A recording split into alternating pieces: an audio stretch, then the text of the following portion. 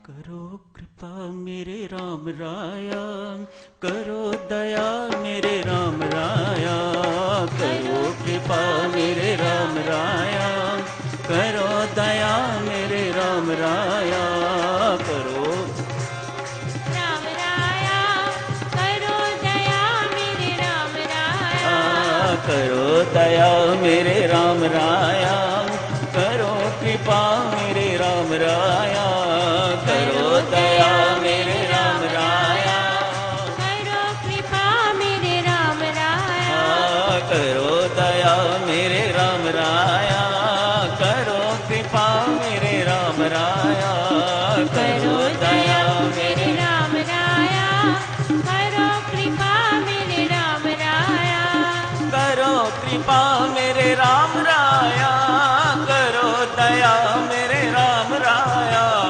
करो कृपा मेरे राम राया, करो दया मेरे राम राया, करो दया मेरे राम राया, करो कृपा मेरे राम राया, करो दया मेरे राम राया, करो कृपा मेरे राम राया, करो दया मेरे राम राया, करो कृपा मेरे राम राया, करो दया मेरे राम राया, करो कृपा मेरे राम राया, करो दया मेरे राम राया, करो कृपा मेरे राम राया, करो दया मेरे राम राया, करो कृपा मेरे राम राया, करो दया मेरे राम राया, करो कृपा मेरे राम राया, करो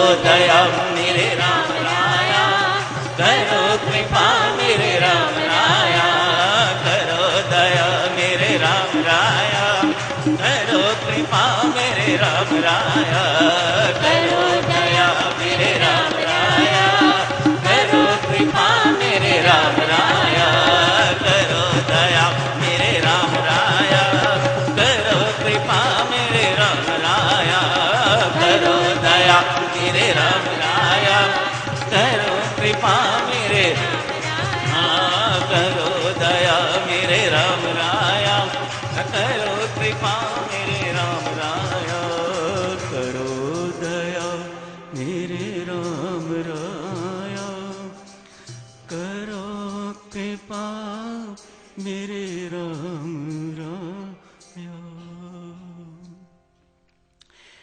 कोटि प्रणाम है मेरी माता सज्जनों, आप सबके श्री चरणों में मेरी असंख्य बार चरण वंदना स्वीकार कीजिएगा। आप सबको याद होगा त्याग की चर्चा चल रही थी, उसी बीच बिल्कुल उसके विपरीत तृष्णा की चर्चा शुरू हो गई थी।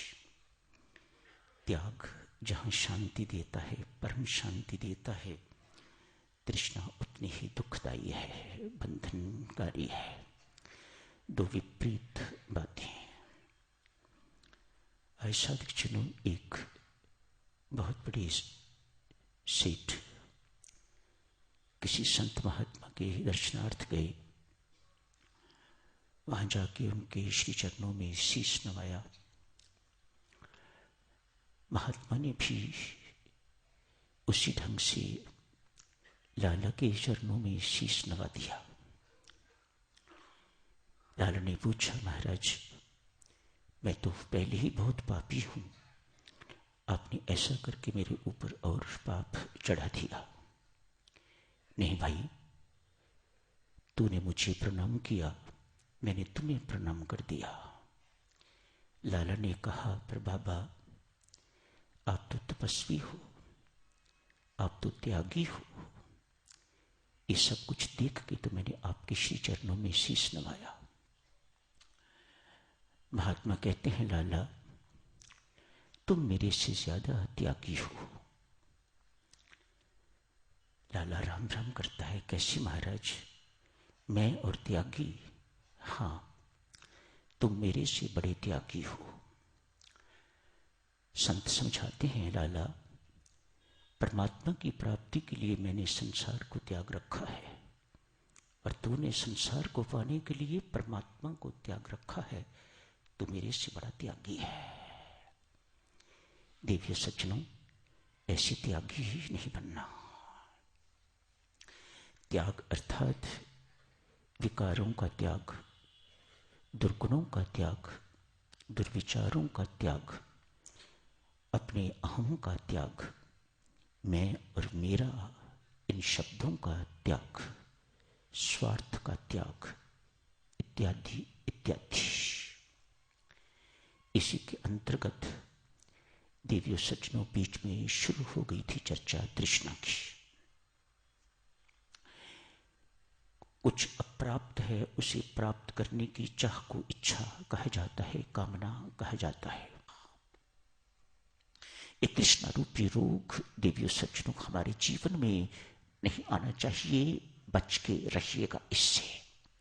एक छोटी सी उदाहरण के बाद चर्चा को थोड़ा सा शिफ्ट करेंगे।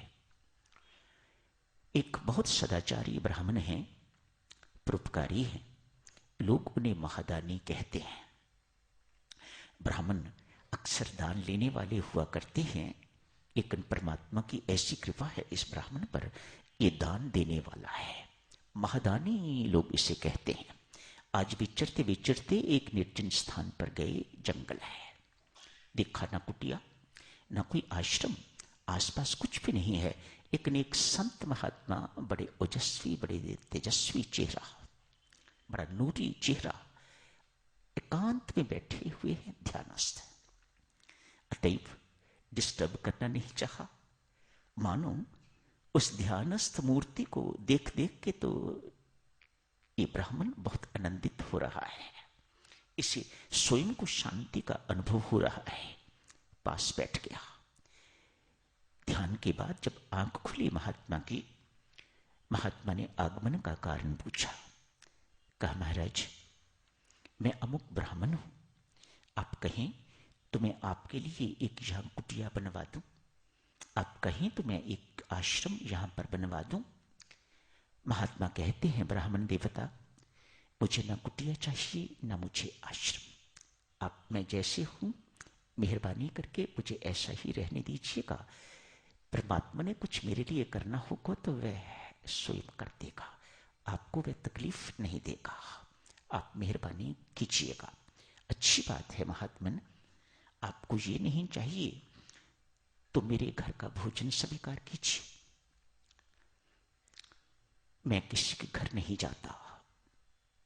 संत ने कहा, ठीक है महात्मन, मैं यहीं लाई देता हूं।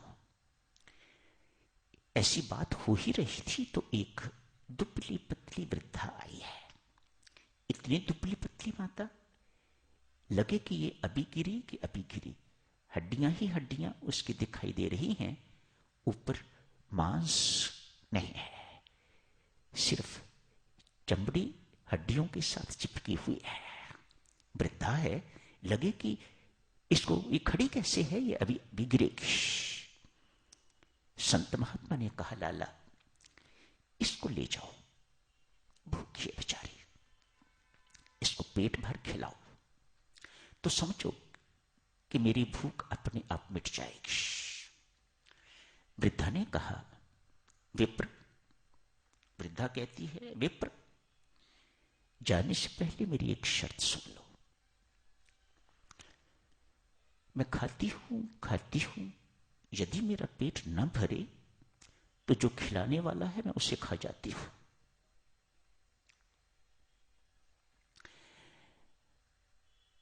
ब्राह्मण मुस्कुराए, हंसे, मानो उनको ऐसी उम्मीद है कि ऐसी नौबत नहीं आएगी। वृद्धा को साथ लेके अपनी कोठी में आ गए हैं। आके नौकरों को कहा, वृद्धा को खूब खिलाओ, इतना खिलाओ जब तक इसका पेट नहीं भर जाता। घर का जितना खाना बना हुआ था वृद्धा खाती जा रही है, खाती जा रही है, खाती जा रही है। आज जितना भी खाना बना हुआ था सारे का सारा खत्म हो गया। वृद्धा लपकी ब्राह्मण पर, मैंने तुम्हें कहा था मेरा पेट नहीं भरता, इसलिए मैं अब तुम्हें खाऊंगी। वह ब्राह्मण देवता भागे भागे संत महात्मा के पास गए। कहा, महाराज